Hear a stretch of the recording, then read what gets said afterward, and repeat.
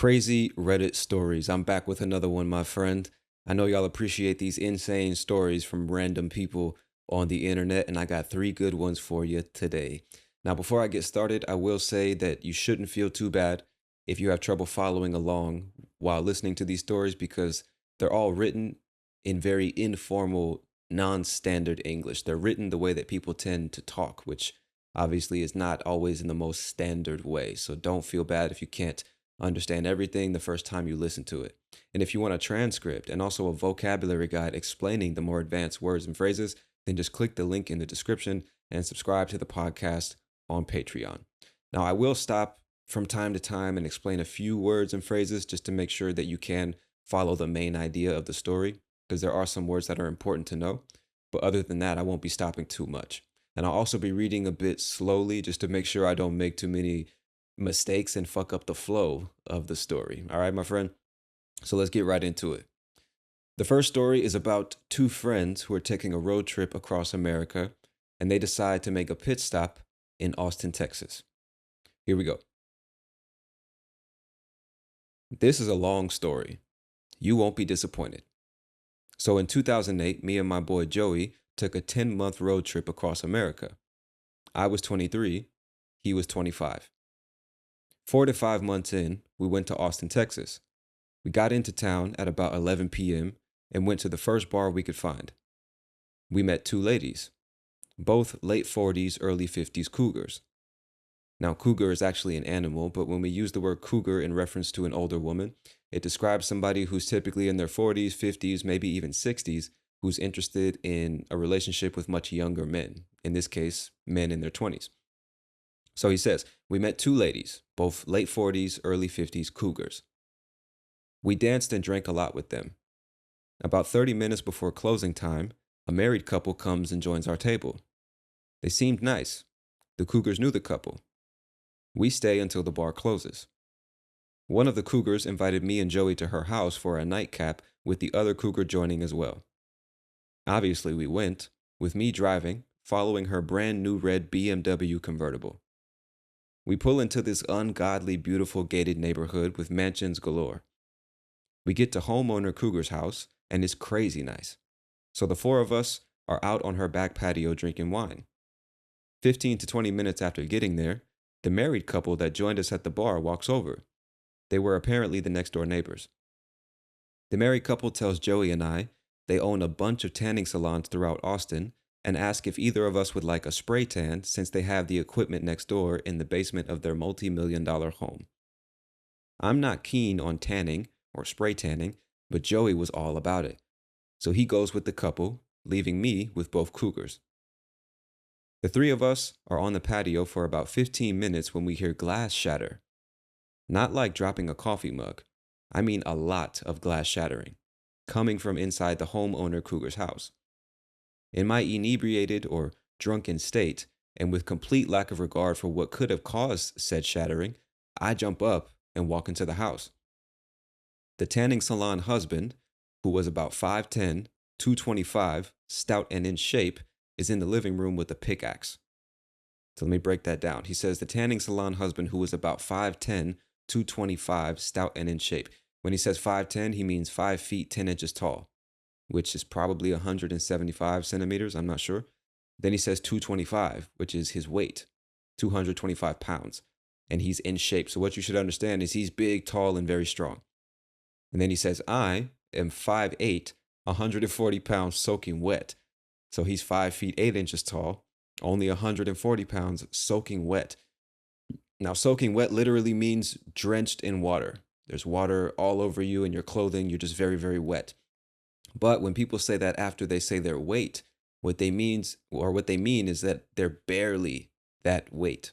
So when he says I'm 140 pounds soaking wet, he's saying even if I was drenched in water, which adds extra weight to my body, I would barely be 140 pounds. So he's trying to emphasize the difference in size between these two people. He's 5'8", 140, and the husband is 5'10", 225. So let me read that again.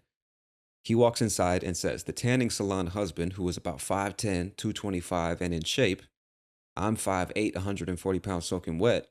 This guy is in the living room with a pickaxe. About 2 feet long, wooden handle with a T on the end, metal ball on one side of the T, and a super sharp point on the other. So just imagine a big sharp axe. That's all you need to understand. So the husband had shattered his neighbor's very large glass coffee table. He sees me and starts at me with the pickaxe cocked back as if it was a baseball bat. As he's walking towards me, he's screaming that he's going to kill me and my buddy. He swings the pickaxe at my head, and it was the sharp end. Luckily, I stepped back and it went about 6 inches in front of my forehead. 100% would have killed me had I not stepped back and let it strike my temple. He then pulls it back over his head as if he's going to hammer me straight down on top of my head. I quickly bear hugged him, allowing me to hold the axe along with him.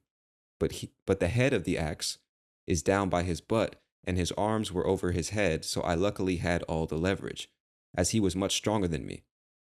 I walk him out into the front yard in the position, trying to calm him down and find out what the fuck happened.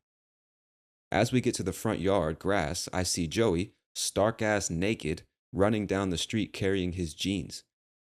I end up getting the axe, and the crazy neighbor man runs into the woods across the street.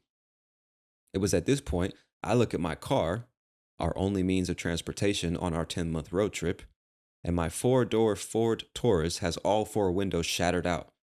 The windshield is spiderwebbed in 3 different places. Back windshield has 1 spiderweb. And when he says spiderwebs, just imagine what happens when you hit a windshield and the breakage pattern looks like a spiderweb. That's all he's saying. So he says, I start thinking about chasing the guy down as I have his axe now. But as that thought was just developing, a police officer pulls up with lights on. I guess this is a good time to tell you what I learned hours later from Joey, the story of the spray tan. So the wife was giving said spray tan. The husband was watching.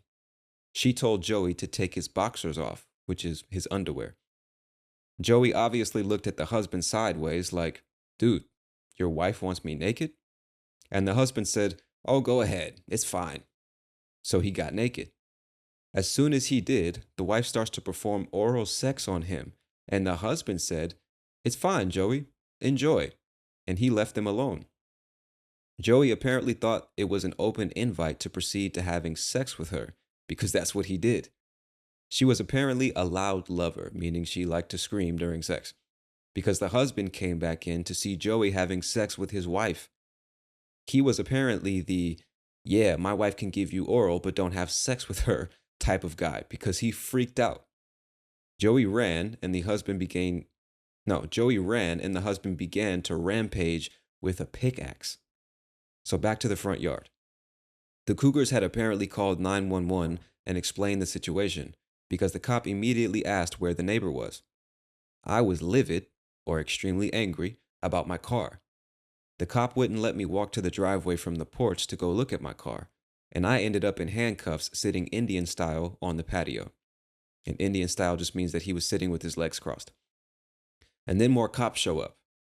They end up finding psycho neighbor and arrest him for a slew of charges. I got uncuffed, and Joey, the Cougars, and I go back to the yard or patio to try and process what the fuck just happened. The next day, we wake up to spray tan wife knocking on homeowner Cougar's front door. She begs Joey and I to drop the charges on her husband because he already has 2 felonies and he will go to jail forever. Blah, blah, blah. I called her a lot of choice words, which means he called her a lot of very not so nice things, since in my head, this was her fault to begin with.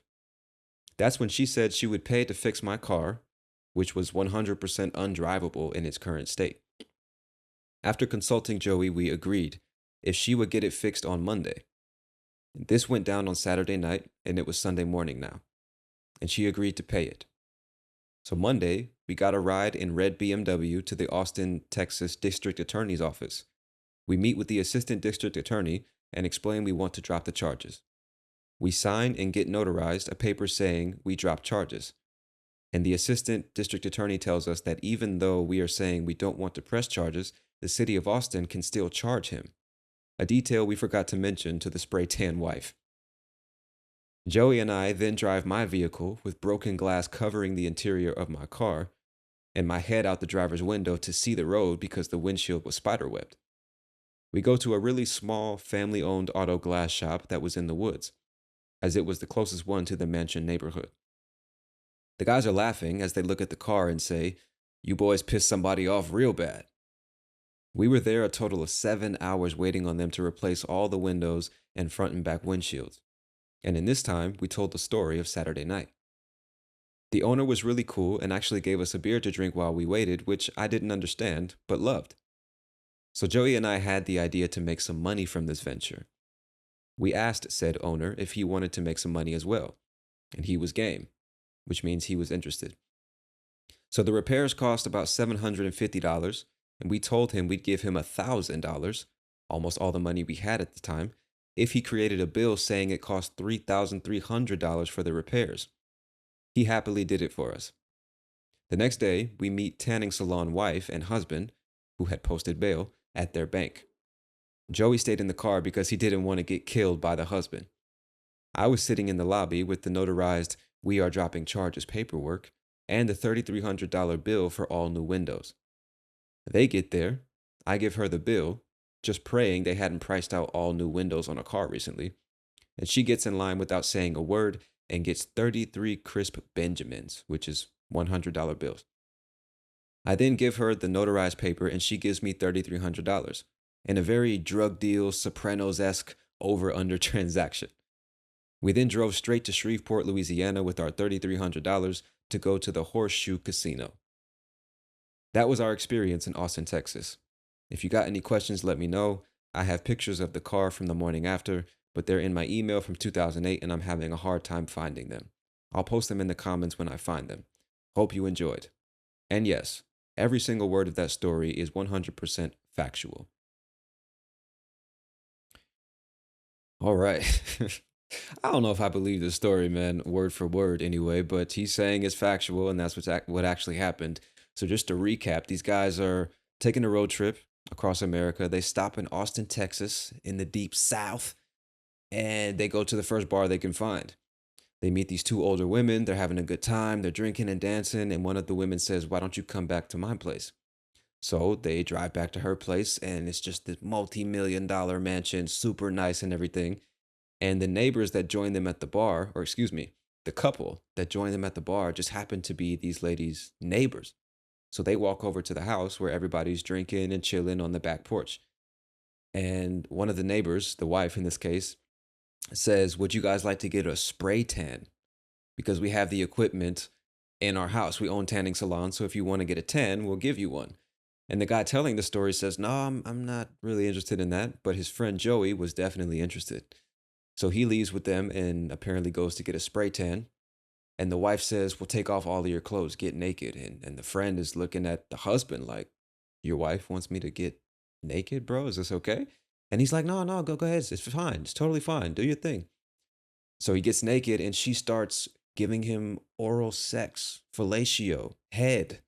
She starts sucking on his knob, if you know what I mean. And the husband says, "Don't worry, it's totally fine." And he leaves the room. So the friend getting the spray tan and the oral sex, he thinks, "Oh, I guess it's okay to have sex with her then." So they start having sex. The husband comes in and says, "Oh, hell no, bro. She can suck you off, but I'll be damned if you fucking insert anything into my wife." And he goes crazy. He grabs a fucking pickaxe trying to kill this man who he just said it was okay to let his wife fucking perform oral sex on. So he's breaking glass, shattering tables.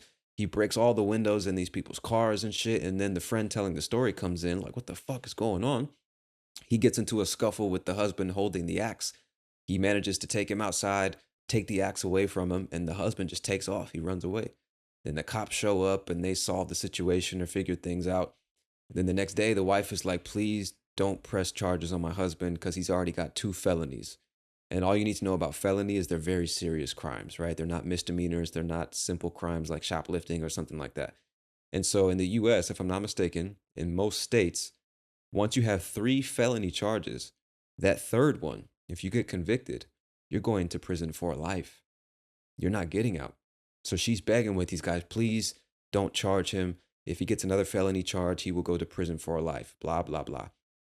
And so the friends are like, fuck that, bro. Fuck you and your husband. This is your fault. But after thinking about it, he said, well, listen, if you just pay to get my car fixed, we'll drop the charges and we'll leave. No big deal. So of course she agrees. And then the friends are like, well, let's tell her that it actually costs more than it does to get the car fixed so we can make some extra money. And that's what they do. And then they get the car fixed and then they head to the next city and hit the casino. And that was their experience in Austin, Texas. What the fuck, man? What the fuck? I just like I'm not even gonna sit here and rant about that story. We just gonna move right on to the next one. As the person who told the story said, hopefully you enjoyed that one. Let's move right on to the next insane story. And this one takes place in the Caribbean. We're not sure which country, but it's somewhere in the Caribbean. And it's all about something that was supposed to be a simple business trip. So let's get right into it. The person says, okay, I apologize in advance for the length of this story, but I hope it is worth the read. I'm going to get a few key details out of the way to set the scene or describe the situation and give you some context. A few years ago, say 2006, I was working and living on a small island in the Caribbean. I lived alone in a 3-bedroom family apartment in town. Occasionally, I would have family that would come for vacation on said island and stay at the apartment I was living at. The company I worked for was a small distribution company that serviced the alcohol industry. At the time, my boss wanted to sell off one of the beer lines he had carried to another distribution company located on another island about a 15-minute plane ride away. So, he had set up a meeting with the guy we will call JC. That was the son of the owner of the distribution company that was interested in purchasing the beer line. He was roughly mid 30s at the time, and his family was very wealthy, meaning very rich. They had a lot of money. From my understanding, one of the wealthiest families on his island. He was set to fly in on a Friday morning, have his meeting, then fly out in the evening. At the same time, I had an uncle that was on vacation with his wife and 3 kids that were staying with me at the apartment. He has twins that were around 4 and another kid that was about 1 or so. Remember this. So JC flies in and I greet him at the airport. I then drive him to the office to meet my boss.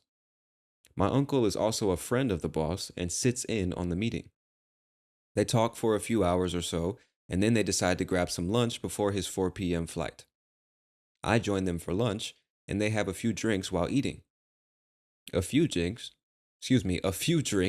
eventually turned into many drinks, and they lose track of time. JC realizes he can't make his flight in time and calls the airline to schedule a flight out first thing in the morning, and I would be tasked with taking him. No big deal. We decided that he can crash at the family apartment as the room I'm staying in has 2 double-sized beds. My uncle and his wife in one room, the kids in another room, and JC and I would share the third room. We eventually head back to the office and decide that later we are going to go to a restaurant and have dinner to entertain our guest. Dinner time arrives, and we head to a nice restaurant to have some food and a few drinks. We carry on and hit a few bars, take him to the local strip club, and just keep going until we call it a night. We get back at home at 3 a.m. I'm plastered, which means extremely drunk, and I turn to JC and say, listen, I'm tired. I'm going to call it a night. You have to be at the airport at 6 a.m. He tells me he's going to stay up and watch some TV because he won't be able to sleep. I say no problem and head off to bed. Suddenly, I'm woken up from my sleep. I look up and see my uncle, my aunt, and their 3 kids all in my room with a look of shock on their faces. I'm in total confusion because at this point, I'm still drunk and only had 2 to 3 hours of sleep. My first thought was that I slept through the alarm and JC missed his flight. So I ask, what's wrong? To which my uncle replied, come with me. I stumble out of bed and begin following him out of the bedroom, past his shook family, and down the hallway that leads to the living room. What I see next will forever be engraved into my mind. You ready for this? I see JC passed out on the couch, completely naked with his belt still on. Completely naked with his belt still on, his clothes folded neatly on the coffee table, and from head to toe, he is completely covered in shit. Human feces. In his hair, on his face, his torso, his legs, even hand smudges on the walls beside the couch. The smell that captured my nostrils was so horrendous, it sobered me up in an instant. The lack of sleep was gone completely. I stood there in complete shock as I witnessed this. My uncle turned to me and said, "Grab a leg." As we walked closer to the couch, I noticed an empty bottle of vodka on the ground that did not immediately register to me. We both grabbed a leg and dragged him off to the couch. No, we both grabbed a leg and dragged him off the couch onto the ground and pulled him directly to the bathroom shower where we just threw on the shower head and walked out. There was literally a trail of smeared shit that led from the couch to the shower when we dragged him, almost like he was a paintbrush and the shit was the paint. We then began to assess the damage in the living room. The empty vodka bottle he no, the empty vodka bottle had caught my eye again, and then it suddenly dawned on me. I had an unopened bottle of vodka that I kept in the freezer. Nah, this motherfucker wouldn't do that, I said to myself. How could he possibly go in, dig through someone's freezer? What? How could he possibly go in and dig through someone's freezer and it is impossible for him to drink it all? Oh, I see what he's saying. So he's thinking to himself, how could he possibly go through somebody else's freezer and it's impossible for him to drink an entire bottle of vodka? That's what he's saying. So as I proceed to the kitchen, and the first thing I notice is a puddle of pee or urine right next to the freezer, I step over it and open the freezer. This man, coming home at 3 a.m. plastered drunk, decided it was a great idea to drink an entire bottle of someone else's vodka. I was lost for words at this point. My uncle then grabs a mop and heads to the shower. In curiosity, I follow him only to see him using the mop like a scrubbing brush to begin to remove the shit from his skin. Jesus, we throw some clothes, my clothes, mind you, onto him and then carry him downstairs to the car. As I take him to the airport, my aunt and uncle tackle the cleaning of the house. As I pulled up to the airport, I remember exactly his face as I was leaning over to open the passenger side door. Pure misery as he was half asleep and still drunk, as you can imagine. I open the door and push him out, pull back in the passenger door, and drive off. So he just left his ass outside of the airport. So then he says, when I return to my apartment, I see the entire couch already on the sidewalk to be collected by the garbage truck. He actually wrote the word rubbish, which is a more British word for trash or garbage. So my aunt at this point did a great job mopping and sanitizing the floor.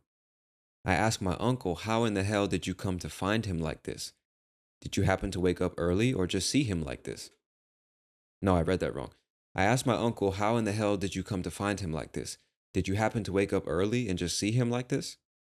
And he tells me, here's the best part, that his twins usually wake up early and watch cartoons in the morning. They're at the age where they can navigate themselves out of their beds and turn on the TV not to disturb them.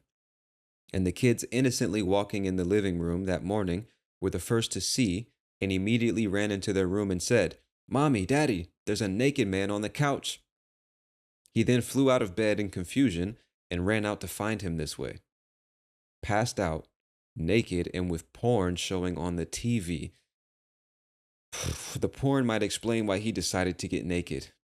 However, the belt still on. Oh no, I read it wrong. He says, however, the belt still on thing baffles me to this day, which means he still can't figure out why he was completely naked but kept his belt on. So to wrap up the story, I never saw JC again after that.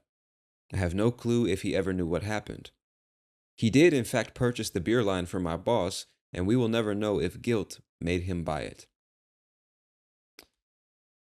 All right, my friends. This one's also pretty hard to believe, but again, just a quick summary. This guy telling the story, he works for this distribution company that services the alcohol industry. And this other guy from a different island who works for a different company was supposed to fly in for a business meeting to see if he wanted to purchase one of the lines of beer that they sell. So they have their business meeting and they start drinking. They drink a little bit too much. They lose track of time and this guy misses his flight. So they say, no big deal. You can stay at my place. We have 3 bedrooms. My uncle will stay in one room. The kids will stay in the second room. And you and I will stay in the third room since there are 2 beds in that room. Okay, cool. No big deal. So then later on in that day, they decide to take this guy out to dinner to keep him entertained for the rest of the night. So they go to dinner, they hit a few bars, they hit the strip club, they're fucking drunk as shit, and they get back to the house at 3 in the morning. And then the person telling the story says, listen, I'm going to bed. I'm crazy drunk. We have to get up in 3 hours, so I'm going to sleep. Now, the guy who came on the business trip, he says, I'm going to stay out here. I'm not going to go to sleep. I'll just keep watching TV or something like that. No big deal, right? A couple hours later, this guy's uncle wakes him up and says, please come with me. You are not going to believe this shit. Literally, this shit. So they go out to the living room and find this guy, the businessman, completely naked with nothing but his belt on, covered in shit. We never got to that part of the story, how he covered himself in shit. There was shit all over his body, on the couch, on the walls. There was an empty bottle of vodka on the ground. So they immediately just go into damage control. They pick this guy up, throw him in the shower, and just turn the water on. Then this guy's uncle grabs a mop, goes back into the bathroom and starts cleaning this dude with a mop, just trying to get the shit off of him. Then they take some of the guy's clothes, the person telling this story, they take his clothes, put him on the businessman, take him downstairs, and just take him to the airport. Gets to the airport, pushes this dude out of the car, and just leaves him there. And in the meantime, the uncle and the aunt, who are apparently amazing people, just started cleaning up the house. They throw away the couch, just leave that shit by the street because nobody's gonna sit on that shit. They mop the floor, sanitize everything. The kids are fucking traumatized. And the guy telling the story later finds out how they found him in this position, right? It was actually the kids, the 4-year-old twins, that discovered this naked man covered in feces just laying on the couch. What the fuck? With porn on the TV, bro. And so apparently he went into a stranger's freezer, opened a bottle of vodka, drank the whole thing, and the rest is history, as they say. And apparently after that, he did end up doing the business deal, and we don't know if it was because he felt guilty about what happened or he thought it was a good business deal. We will never know, but that is crazy Reddit story number 2, my friends. What the fuck, man? Man. Anyway. We're going to move it right along, my friends, to story number 3. Hopefully, y'all enjoyed that one. I know it was a bit graphic, but it's not going to get any better. I'll tell you that right now. All right, so let's move on to story number 3. The title of this story is My Best Friend Stabbed Her Dad. And that's a very important word. To stab somebody means to impale them with a very sharp object, typically a knife.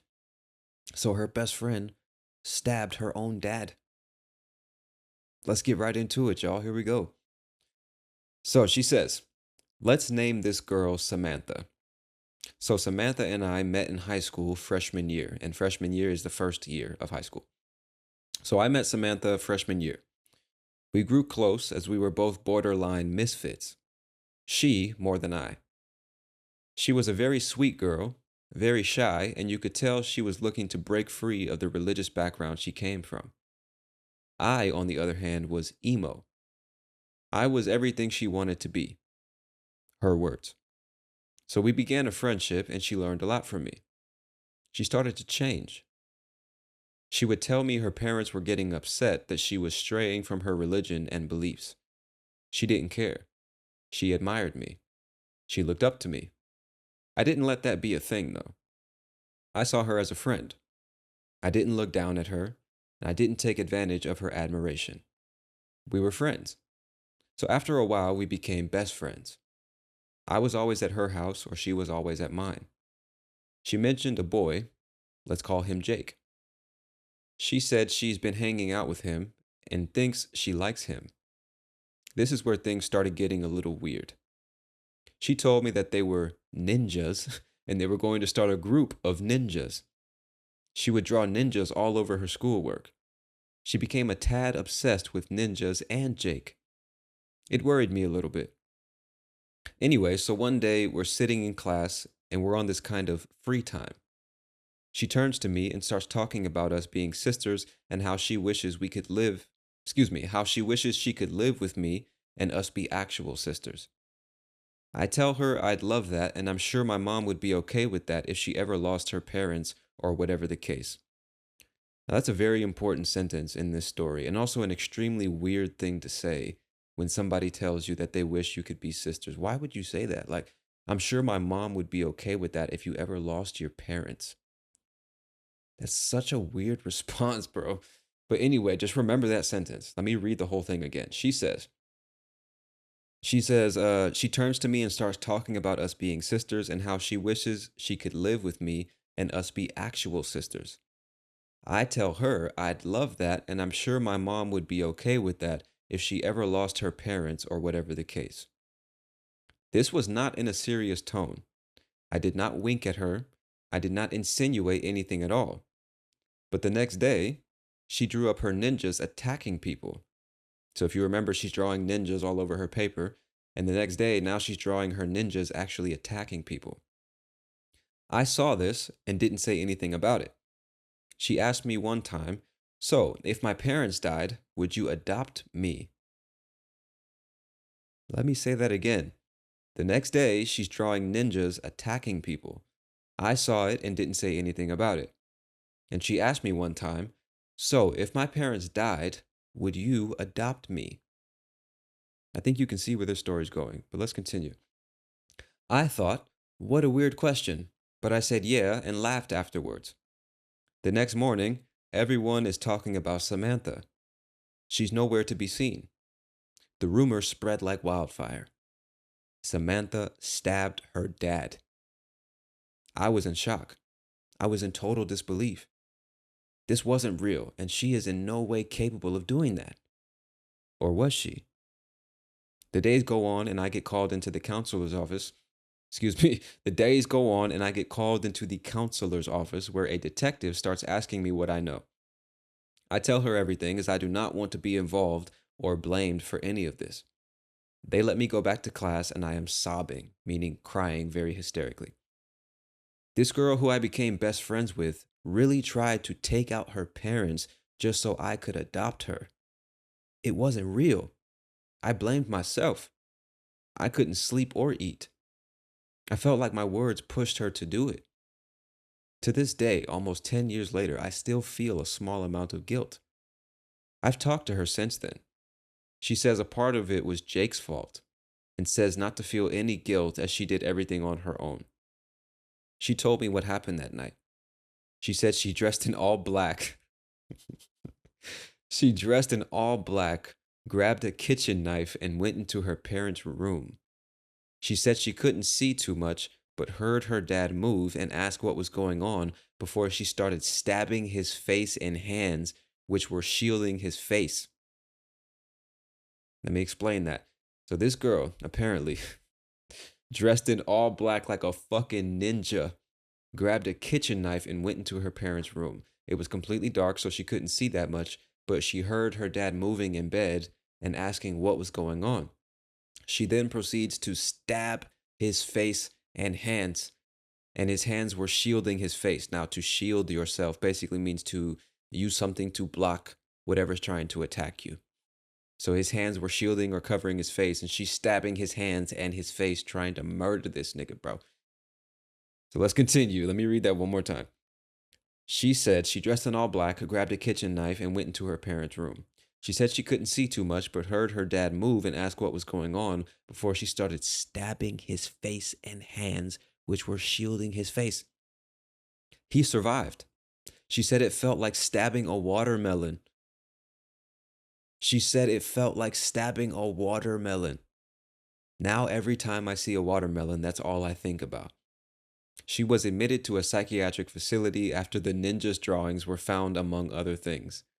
After that, they sent her to a juvenile detention center, which is basically jail for minors, teenagers, people younger than 18. So much has changed since then. She's married now with 2 little boys and very happy with her life. but I know this will always be with her. I gotta say, bro, out of all the stories, like this one is the hardest, not hardest to believe, but the craziest, bro, just because of the way the story ends. Let's fucking recap here, bro. This chick, they were in freshman year, so they were probably 14, 15 years old at the time. She meets this girl in school. Let's call her Samantha. And they were both borderline misfits, which is like rebels, right? They're crazy, fuck authority, I'm gonna do what I want, just like young teenagers, the typical young teenager, rebelling against their parents. So this girl Samantha comes from a very religious family. And as this girl Samantha gets closer to the girl telling this story, she starts to admire the girl telling the story. She wants to be like the girl, like more emo and misfit and rebel and just doing what she wants and basically the exact opposite of the typical religious kid. So as time goes on, this girl says to the girl telling the story, I wish we could be sisters. And the girl telling the story says, well, I wish that we could be sisters too. I would love that. And I'm sure if you ever lost your parents, my mom would be okay with us being sisters. Why she would say that, I have no idea, bro. That is such a weird thing to say to somebody, dog. But anyway, it's an important part of the story. She says, I'm sure if you lost your parents, my mother would take you in. She would adopt you. A few days go by or whatever, and then she says, so, if I lost my parents, would you adopt me? Now, I don't know about y'all, but that is a big, gigantic red flag the size of the state of Texas, bro. Like, why would you? Especially knowing what had happened during the story, like, why would you ask that question, bro? That's what I fail to understand. It's just weird. But anyway, the girl telling the story says, yeah, if you lost your parents, I'm sure my mom would be okay with that. And they're laughing like, haha, yeah, if your parents died, I'd adopt you or whatever. And the very next day, the girl telling the story comes to school, hearing the rumors about how Samantha tried to murder her parents. And so the girl telling the story is confused. A few days go by. The detective comes to the school questioning her and everything and confirms that she did, in fact, try to kill her parents. And so years later, apparently, the girl telling the story talks to Samantha again and learns what really happened. Samantha, after hearing that she would be adopted if she lost her parents, tried to murder her fucking parents. She dressed up like a ninja. Like a ninja. Grabbed a kitchen knife and started stabbing her dad in the dark. He survived. Samantha goes to a psychiatric, a fucking loony house, a crazy house. And not only that, she gets out, gets married, and has kids, bro. That's the craziest part to me. How is somebody like that allowed to have children? This woman tried to kill her father in the middle of the night because she thought she was a ninja and she would get adopted by her best friend's mom. And then later in life is allowed to have children. Like, I wonder if she ever told her husband about what she did when she was 15, that she tried to murder her father in his sleep so that she could get adopted by her best friend's mom. I wonder if she told her husband that. I wonder if her kids know about that. Like, would you feel safe sleeping in a house with somebody who did that at some point in their life? There's no fucking way, bro. If I'm on date number 3 and she says, yeah, I casually tried to murder my dad so that my friend's mom would adopt me, I'd be like, oh, okay, it was great to meet you. I would just get up and leave. What the fuck, bro? What the fuck, man? What the fuck? Anyway, that's story number 3 for you, my friends. So just to recap, number 1, the two friends driving across country who met some cougars, was having a good time, came across the tanning salon owners who were into some freaky shit, and eventually the husband snapped. Not after he saw his wife giving oral sex to a man, but actually having sexual intercourse with a man. He tried to murder this guy with a pickaxe. Number 2, the businessman who flew to another island, got a little too drunk, downed an entire bottle of vodka, somehow covered himself in his own shit, and got discovered by twins, like 4-year-old twins the next morning. Uh, And then finally, this crazy chick who tried to murder her father because she was tired of that religious lifestyle and wanted to get adopted by her best friend's mother. And then went to a psychiatric facility, later to juvenile detention, and then later got married and had kids of her own, who's now living happily, just, as if nothing ever happened. Um, I guess the moral of all these stories is fucking be careful, man. You never know who you're dealing with or what people are capable of. This is why people have always scared me. You know what I mean? Because I just, from a very young age, was exposed to the fucking crazy and evil shit that people are capable of, bro. It's fucking insane. Fucking insane. But at this point in the podcast, I'm going to go ahead and wrap it up and just remind you guys to put your English into practice, man. Hopefully, you enjoyed the stories, but take some time to speak or write about these things. Ask yourself, what do you think about these crazy fucking stories? Do you believe these stories? Do they sound believable to you? And what would you do if you were in the position of the people telling these stories? What would you do if you were driving across country, met these people, went back to their house, the neighbors came over, offered to give you a spray tan, and next thing you know, the husband's trying to murder you with a pickaxe because his wife voluntarily started having sex with you? What would you do? What would you do if this guy came to visit on a business trip? You were responsible for taking care of him. He sleeps at your crib, and as you go to sleep, he drinks all your vodka, gets naked, starts watching porn, shits on himself, and then you discover him like that the next morning. What would you do? And finally, if you became friends with the girl in high school who got a little too close to you, started asking you what you would do if she lost her parents, and then the next day tries to murder her parents, what would you do? Fucking A, man. Yeah, so go ahead and consider those things today. A bit on the darker side, if you will. Go ahead and consider those things, write about them, speak about them, do whatever you gotta do. But hopefully you enjoyed another episode of Real English Radio. Hopefully you enjoyed these fucking insane stories. That's it for now, my friend. I'm your host, Tony Kaizen, and I'll talk to you soon. Peace.